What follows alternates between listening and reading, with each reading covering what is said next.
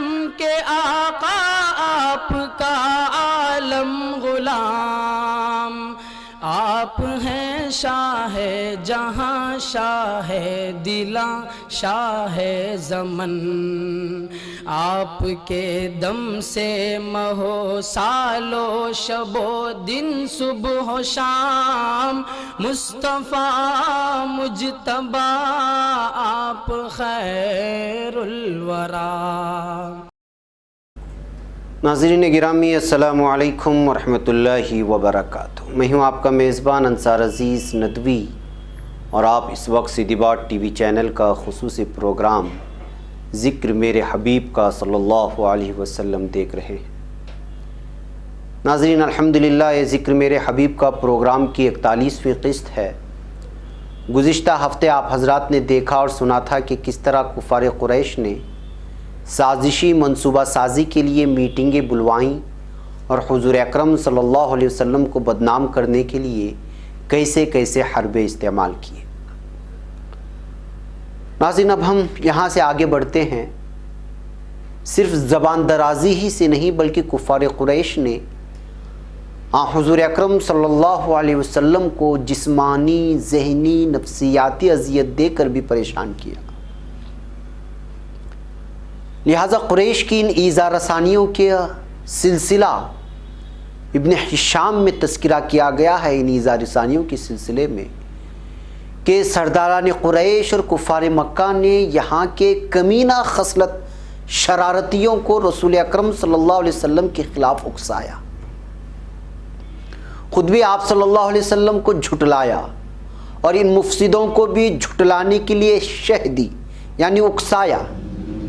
چنانچہ مصیبتوں اور تکالیف کا بظاہر کبھی نہ تھمنے والا سلسلہ شروع ہو گیا۔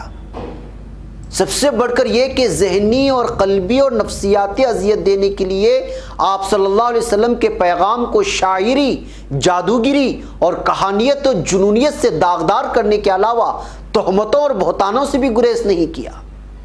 رسول اکرم صلی اللہ علیہ وسلم برابر اپنی ذمہ داری کو بجا لاتے رہے اور احکام خداوندی کی تبلیغ و اشاعت میں مسلسل مصروف رہے۔ کسی بھی حکم الہی کو آپ صلی اللہ علیہ وسلم نے کبھی نہیں چھپایا۔ کفاران قریش کے آبائی دین کی برائیوں اور نقائص کو کھلم کھلا اجاگر فرماتے رہے۔ یہی وہ چیز تھی جو ان کفاران نے قریش کو ناپسند تھی، چنانچہ ان کے بتوں سے علیحدگی اختیار کر لی اور ان کی گھٹیا فکر و نظر سے بیزاری کا اظہار فرماتے رہے۔ حضرت ابن عمرو ابن عاص کی روایت بیان کرتے ہوئے ابن ہشام نے تحریر کیا ہے کہ عروہ عرض کرتے ہیں کہ جب میں نے حضرت عبداللہ سے پوچھا اہل قریش جو رسول اکرم صلی اللہ علیہ وسلم کی دشمنی میں پیش رہا کرتے تھے، وہ زیادہ سے زیادہ تکالیف کیا تھی جو ان ظالموں کی جانب سے حضور اکرم صلی اللہ علیہ وسلم کو تم نے پہنچاتے ہوئے دیکھا، یعنی تکلیف کی وہ شدت تمہاری نظر میں کیا تھی جس کا ہدف حضور اکرم صلی اللہ علیہ وسلم بنے؟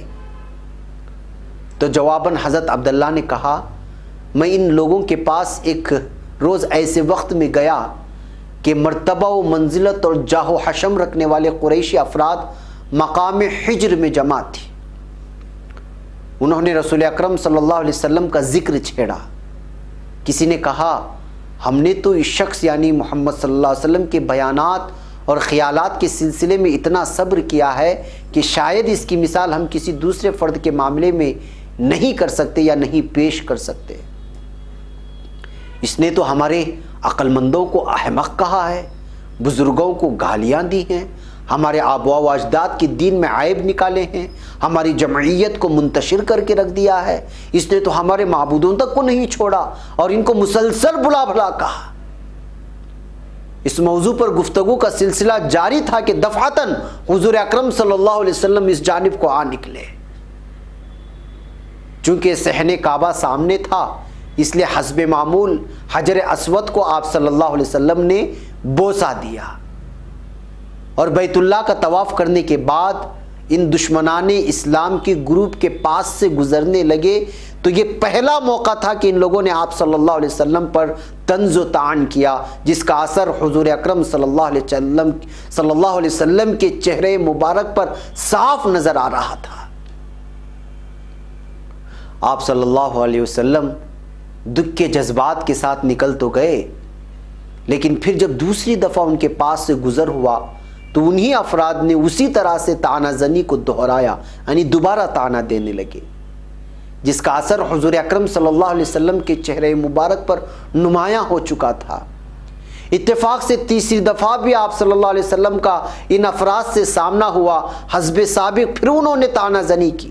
اس بار آپ صلی اللہ علیہ وسلم نے خاموشی اختیار نہیں فرمائی، بلکہ موقع کو حق بیانی کے لیے غنیمت جانا اور ان سے مخاطب ہوتے ہوئے فرمایا، اے گروہ قریش، کیا تم سن رہے ہو؟ اگر سن رہے ہو تو سن لو، قسم اس ذات کی جس کے ہاتھ میں میری جان ہے، میں تمہارے پاس ایک پاک اور مطہر چیز لے کر کے آیا ہوں۔ ان الفاظ نے ان لوگوں پر ایسا اثر کیا کہ ساری صورتحال بدل گئی، جیسے اس قول کے قابو میں آ گئی ہو، اور ساری ہی متکبرین ایسے خاموش ہو گئے گویا ان کے سروں پر کوئی پرندہ بیٹھ گیا ہو۔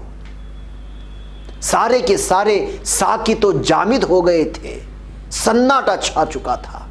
یہ وہی لوگ تھے جو ہمیشہ آپ صلی اللہ علیہ وسلم کو ایذا پہنچانے میں پیش رہا کرتے تھے۔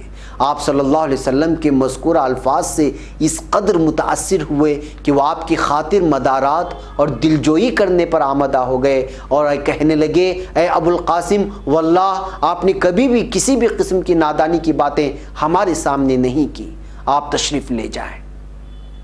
وہاں سے آپ صلی اللہ علیہ وسلم لوٹ گئے۔ اگرچہ یہ الفاظ ان کے اعصاب پر بجلی بن کے گرے تھے اور ان سے کچھ کہتے نہیں بنی تھی، لیکن دوسرے دن پھر یہی لوگ اسی مقام پر جمع ہوئے تھے، یعنی مقام حجر میں۔ بیتے ہوئے دن کی ہونے والی سبکی کے سلسلے میں گفتگو کر رہے تھے کہ کچھ پتہ بھی ہے تم لوگوں کو کہ تم نے جو کل طنز کیا تھا، اور اس کے جواب میں اس نے یعنی حضور اکرم صلی اللہ علیہ وسلم نے ڈنکے کی چوٹ پر کس طرح اپنی بات رکھی تھی اور اپنے پیغام کو بلا خوف و تردد ہم تک پہنچایا تھا، جس کے ہم سب مخالفت کرتے ہیں۔ یہ بتاؤ تم نے یہ سب کیسے سن لیا اور اسے ایسے ہی کیسے جانے دے دیا؟ یہ گفتگو چل ہی رہی تھی کہ یکایک پھر آپ صلی اللہ علیہ وسلم صحن کعبہ میں داخل ہوئے۔ آپ صلی اللہ علیہ وسلم کو دیکھتے ہی پورے مجمع نے آپ کو گھیر لیا اور پوچھنے لگا کہ کیا وہ تم ہی تھے جس نے کل سرداران قریش کے سامنے ایسا اور ایسا کہا تھا، اور اس طرح ہمارے معبودوں کو تم نے برا بھلا کہا تھا؟ آپ صلی اللہ علیہ وسلم نے فرمایا، نعم انا الذی اقول ذلک، جی ہاں میں وہی ہوں جو یہ بات کہی تھی۔ تو راوی کہتے ہیں کہ سنتے ہی ان میں سے ایک شخص نے آپ کی ہی چادر مبارک کے دونوں پلوں کو پکڑ کر کھینچنے لگا، جس کی وجہ سے آپ کا گلا بھینچنے لگا۔ آپ صلی اللہ علیہ وسلم اس حملے کے نتیجے میں کافی تکلیف پہنچی۔ دفعتاً حضرت ابو بکر صدیق رضی اللہ تعالیٰ عنہ آپ صلی اللہ علیہ وسلم کی مدافعات کے لیے آگے بڑھے۔ آپ صلی اللہ علیہ وسلم کی حالت زار کو دیکھا تو رونے لگے، اور آپ صلی اللہ علیہ وسلم کو اپنی پناہ میں لیتے ہوئے کہنے لگے کہ اے بدبختو، تم ایسی شخص کو قتل کرنا چاہتے ہو؟ کیا ایک ایسی شخص کے خلاف اقدام قتل کرنا تم لوگوں کو گوارا ہے جو صرف یہ کہتا ہے کہ اللہ ایک ہے اور اللہ کو اپنا پروردگار مانتا ہے اور کہتا ہے؟ پھر یہ لوگ آپ صلی اللہ علیہ وسلم کو چھوڑ کر وہاں سے لوٹ گئے۔ یہ بدترین سلوک تھا جو آپ صلی اللہ علیہ وسلم کے ساتھ سرداران قریش کی جانب سے روا رکھا گیا تھا۔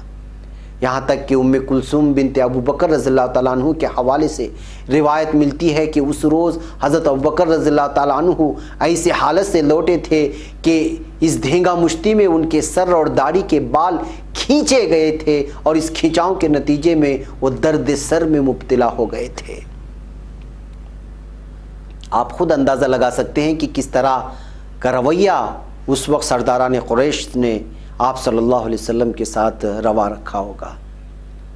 ابن ہشام آگے لکھتے ہیں کہ ان سے بعض لوگوں نے بیان کیا کہ سخت ترین اور اذیت جو رسول اکرم صلی اللہ علیہ وسلم نے قریش سے پائی وہ یہی تھی، لیکن اس سے بھی زیادہ تکلیف اس وقت پہنچی جب آپ ایک روز باہر نکلے تو جو بھی آزاد یا غلام شخص آپ سے ملا اس نے آپ کو نہ صرف جھٹلا دیا بلکہ ایذا بھی تھی۔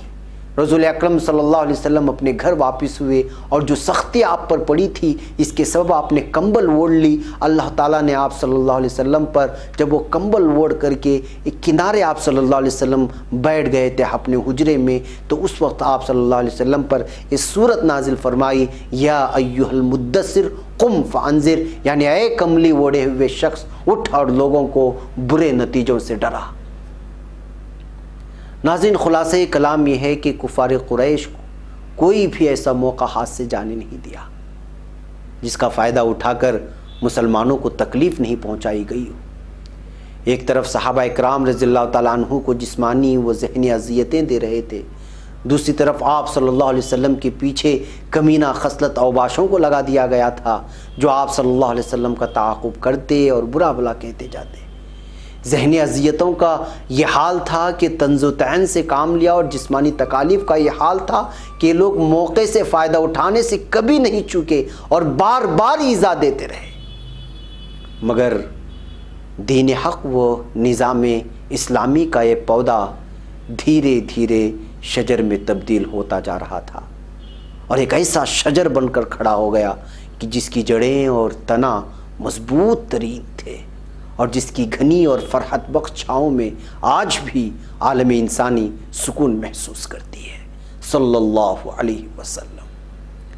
بہر ناظرین, وقت ہو چکا ہے, یہاں ہمیں رکنے کی اجازت دیں. انشاءاللہ اگلے ہفتے اس سلسلے کو آگے بڑھایا جائے گا. تب تک اپنا ڈھیر سارا خیال رکھیں. السلام علیکم ورحمۃ اللہ وبرکاتہ. آپ ہیں عالم کے آقا, آپ کا عالم غلام, آپ ہیں شاہ جہاں, شاہ دلاں, شاہ زمن.